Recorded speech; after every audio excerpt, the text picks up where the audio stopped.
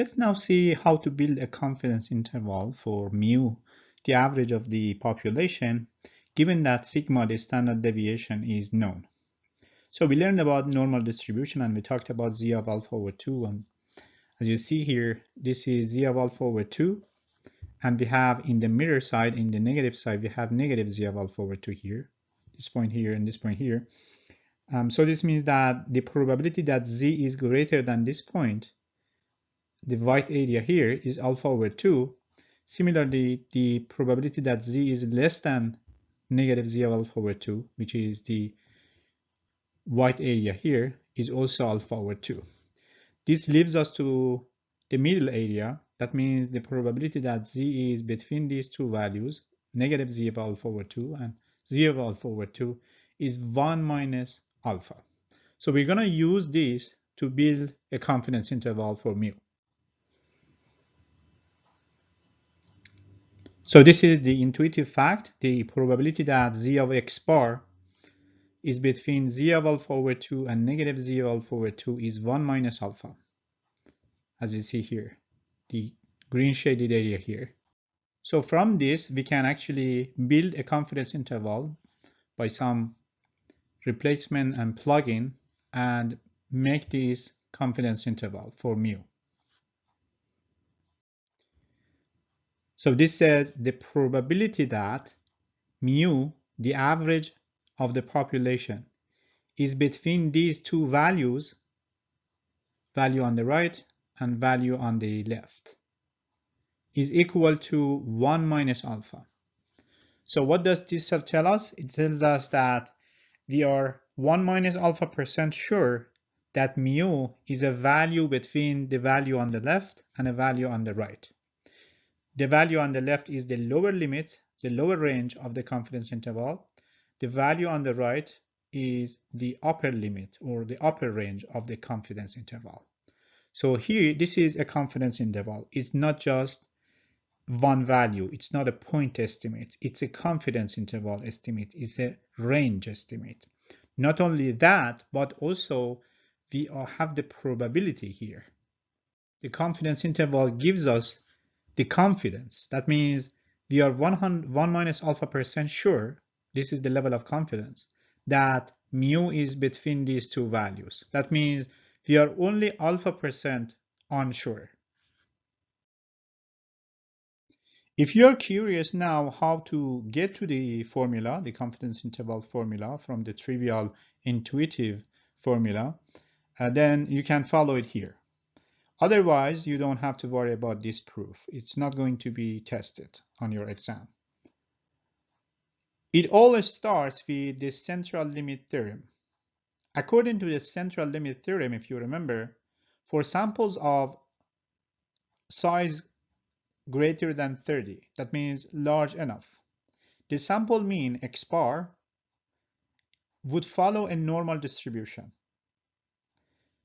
Suppose mu is the population mean and sigma is the standard deviation of the population. According to the central limit theorem, if n, the size of the sample, is greater than 30, then x bar would follow a normal distribution with an average of mu and a standard deviation of sigma over a square root of n.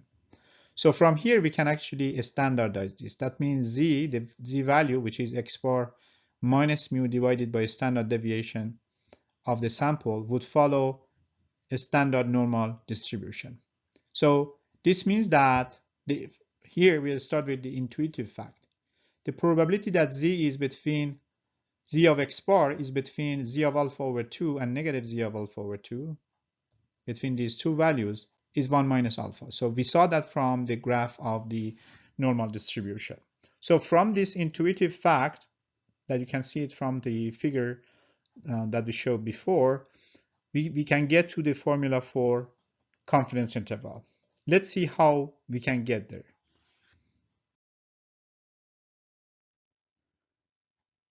So we're going to start with the intuitive fact that the probability that z of x bar is between these two values, negative z of alpha over 2 and z of alpha over 2, is 1 minus alpha.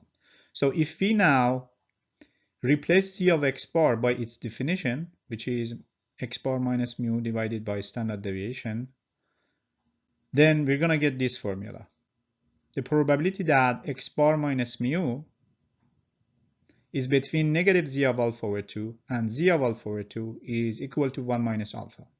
Now, if you solve this for mu, that means you leave mu in the middle and move everything else on the side on the right and left. Then you're going to get the formula for the confidence interval for mu. So let's go ahead and do that.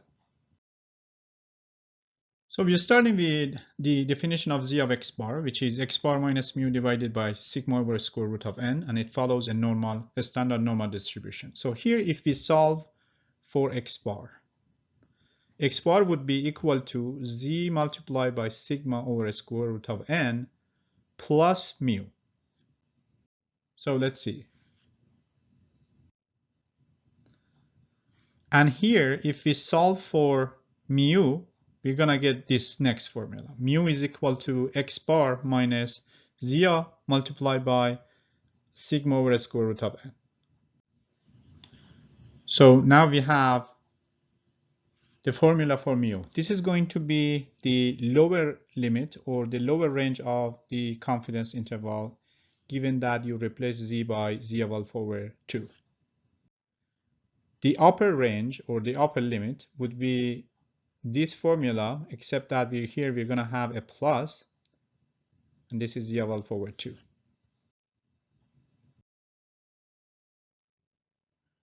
And this is how we get from this intuitive fact that the probability that z of x bar is between negative z of alpha over 2 and z of alpha over 2 is 1 minus alpha. From this, we get to our confidence interval formula.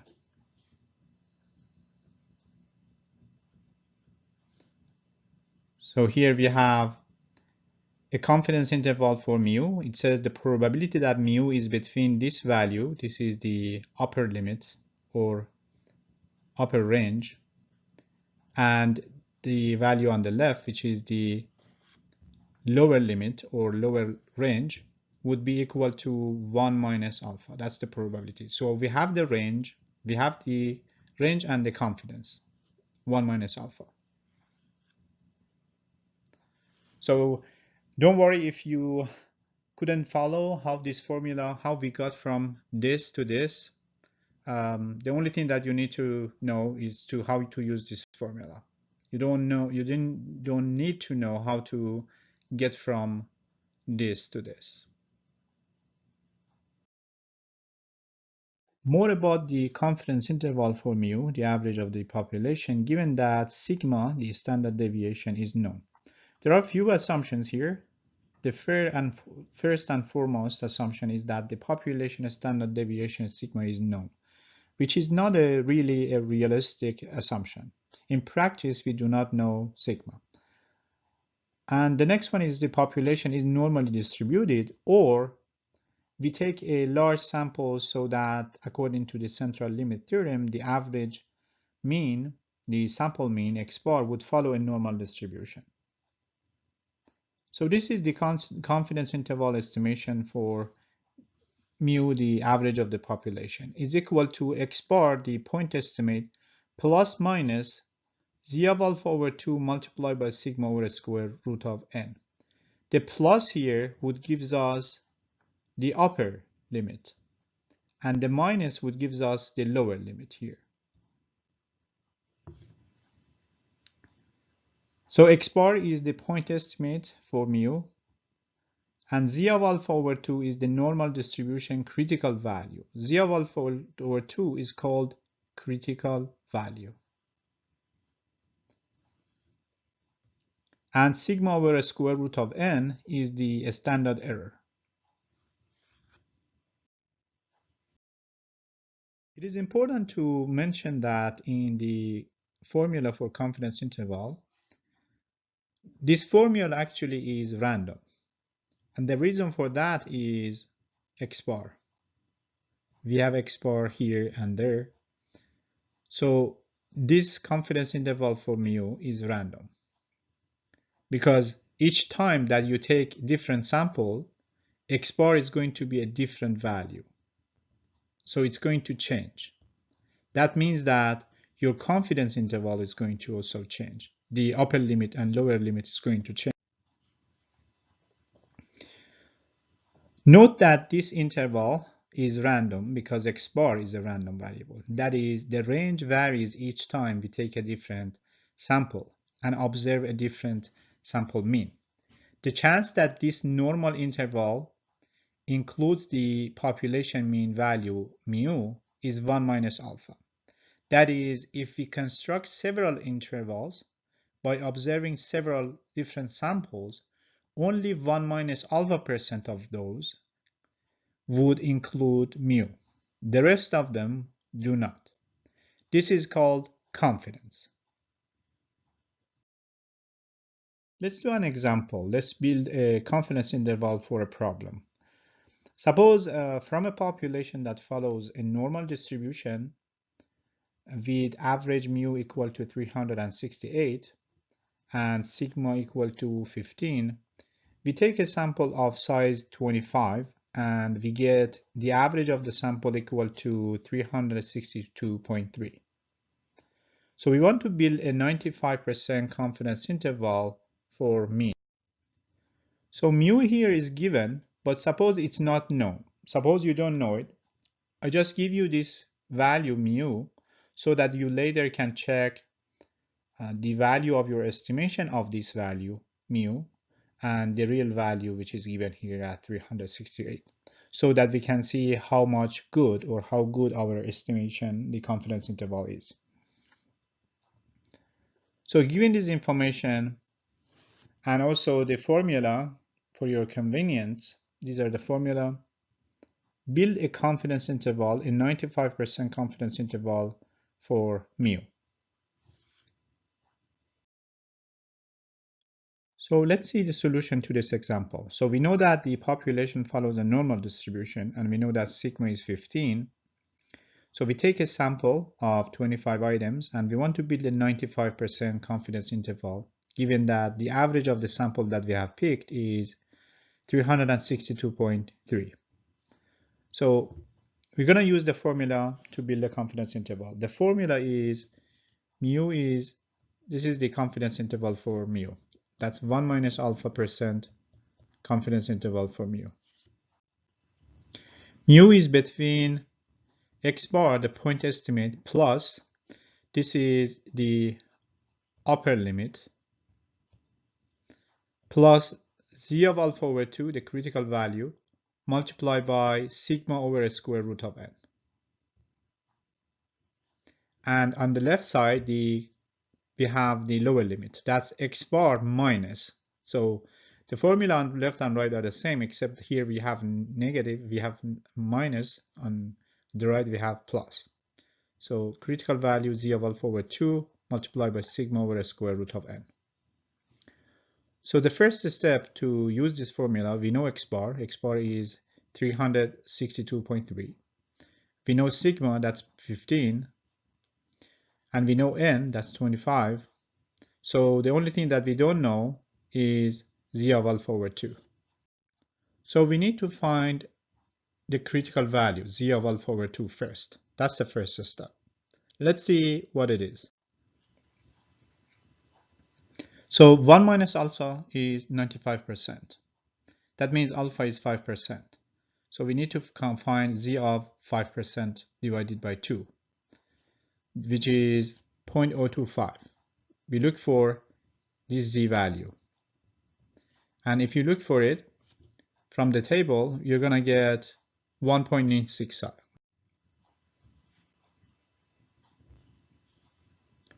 So this is z of alpha over 2, or z of 0.025, 1.96. You can actually memorize this number because we're going to use z of alpha over 2 for 95% confidence interval a lot.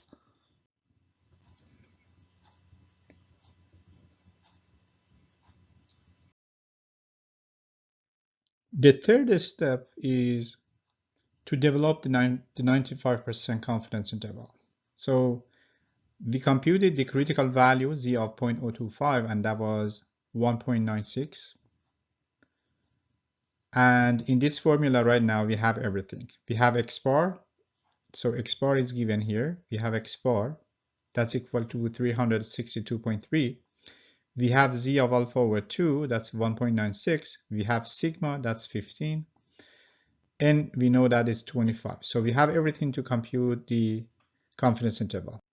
So we're going to use this formula and plug in all the numbers, and we're going to get these values. This is the lower limit or lower range, and this is the upper limit or upper range. So we say that we are 95% confident that mu is between these values, between 356.42 and 368.18. Interpretation of 1 minus alpha percent confidence interval. What does the 1 minus alpha percent confidence interval mean? For example, the previous 95 confidence interval, that was an interval between 356.42 and 368.18. So we say that this is a 95% confidence interval for mu. But what does this mean? We know that this is a range from the lower level range, which is 356.42, to the upper level, which is 368.18. But what does the 95% confidence means? So let's figure out. In the previous example, we came up with a formula for the 95% confidence interval. This is the formula. So this is a 95% confidence interval. CI, it stands for confidence interval, for mu, the average of the population. This range that is going to give us, this is going to give us a range, a lower limit and an upper limit. This range is going to be dependent on the value of sample means, the average of the sample. And it is a variable. Why? Because each time that you take different sample, you're going to have different sample mean. So this lower limit and upper limit of your confidence interval is going to change as well. For example, let's go back to see our previous sample that we had. In the previous sample, the average of the sample was 62.3. If you plug it in this formula, it's going to give us this upper limit and lower limit, this confidence interval. The lower limit is 356.42 and the upper limit is 368.18. And this is a 95% confidence interval for mu. But what does it mean? So let's try actually this for different sample. So we're going to take different sample and then we're going to find the sample mean, and then we're going to plug it in this formula, and then we're going to get new lower limit and upper limit. That means we're going to get new confidence interval.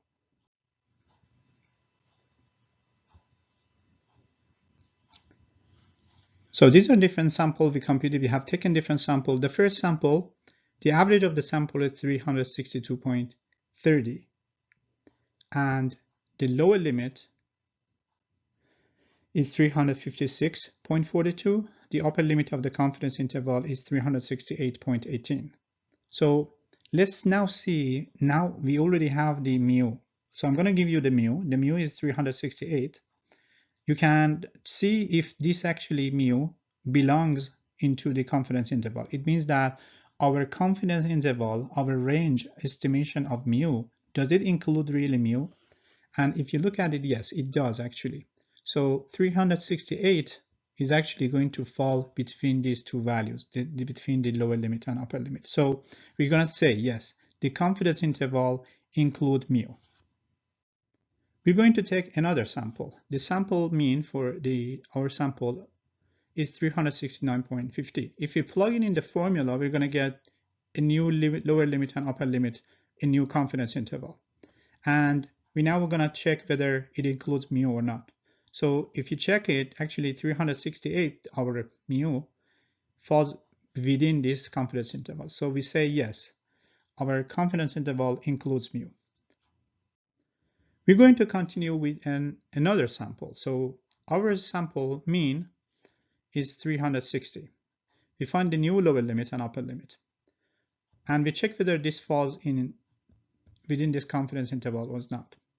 And as you see here, 368 does not fall within 354.12 and 365.88. Actually, 368 is greater than this confidence interval. So the original or the actual value of mu, the population average, falls outside of the confidence interval that we developed. So we say no, the confidence interval does not include mu. And we keep going and going for different samples, and then we try to find the average of the samples, and we're going to check whether the new confidence interval includes mu or not. We can actually do this for all possible samples, and this is going to help us actually in the interpretation of the confidence interval. So if you build all the confidence interval possible based on all the possible samples, 95% of those confidence interval that you build would include mu. We would be yes. And for only 5% of those confidence interval would not include mu. This is what confidence interval means. So when you pick a random sample and compute a confidence interval, the probability, the chance that you pick one of these yeses, the one that includes mu, is 95%. So we say that, okay, we are 95% confident that the confidence interval that we built includes mu. We are only 5% unsure that it doesn't include mu. So in practice, we only make one confidence interval. We're going to take only one sample, we compute the average of the sample, we plug it into the formula for confidence interval, and we compute the confidence interval. And also in practice, we do not know mu, the average of the population. That's why we want to actually estimate it using a confidence interval. So we do not really know whether our confidence interval would actually contain and include mu or not. However, we do know that 1 minus percent chance, there is a 1 minus alpha percent chance that our confidence interval would contain mu. Thus, based on the one sample that we have taken, we can be 1 minus alpha percent confidence that the interval that we have built includes mu. This is called a 1 minus alpha percent confidence interval. Now that we know the interpretation of a confidence interval, a 1 minus alpha percent confidence interval, then you might be wondering why should we go, for example, with a 95% confidence interval if that means that there is only 95% chance that our interval would include mu. Why not actually go with a 99% or actually a 100% confidence interval if it's possible, right? So let's see why is actually not the case. I'm going to demonstrate this using a funny meme here. So taking a look at tomorrow's weather, this cat right here, the weatherman says that the high temperature will be between 40 below zero and 200 above. So negative 40 and 200, right? And then the cat would say, this guy, the weatherman, is never wrong. He never gets it right. It's always true. So the weather temperature in reality would fall between this confidence interval because this is so wide that it always includes mu. The actual temperature in his or her town, the cat town, is always something between negative 40 and 200. So the weatherman is always true. However, this confidence interval, which is almost 100% confidence interval, is not really giving you information, or does it, right? So you know that the temperature is going to be between -40 and 200, but does it really help you anything? It doesn't give you enough information. It means, okay, the weather can be something between -40, like freezing cold, like crazy cold, and 200, which is like, again, crazy hot. But how that's going to help you? Nothing. It's going to be useless information, although it's correct. That's why we're not going to go with 99.9999% confidence interval, because the widths, the lower limit and the upper limit of the confidence interval, it's so outrageously low and high, and the gap between these two values is so widespread that it doesn't give you any information. It's not useful, like this temperature information here. That is why instead of going with a 99.999999% confidence interval, close to 100%, we're going to go, for example, with a 95% confidence interval, or a more confidence one is 99% confidence interval. But we never go with a 99.9999% confidence interval, because the gap divider spread would be so huge that it doesn't give us enough information or any information at all.